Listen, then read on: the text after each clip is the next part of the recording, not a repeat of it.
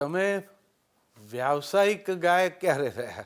મને યાદ છે કે પપ્પાની એક ટૂર હતી, અમે 1999માં જે યુએસની ટૂર હતી, જેમાં હું ચાઇલ્ડ આર્ટિસ્ટ તરીકે ગયો હતો પરફોર્મ કરવા માટે. એ કમર્શિયલ ટૂર હતી. તમારા જ લખેલા ઘણા બધી એડ ફિલ્મ્સ ને એવી બધી પછી ફિલ્મોમાં ને બધે પણ બાળ કલાકાર તરીકે જે ગવાતું હતું એનું એક સરસ નાનું સ્વીટ ટોકન પુરસ્કાર જે હોય.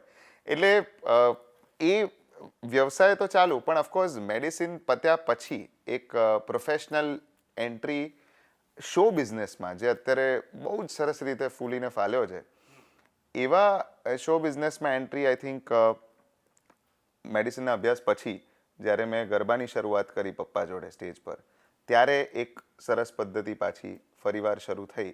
અને એવી કોન્સર્ટ્સ આપણી જુગલબંધી કે સંબંધોનું સરોવર, આ બધા જે કોન્સર્ટ્સ હતી, એ કોન્સર્ટના ભાગરૂપે પેરેલલી આ બાજુ એટલે ગરબા અને કોન્સર્ટ, એના કોમ્બિનેશનથી આમ વ્યવસાયની શરૂઆત થઈ કહેવાયું.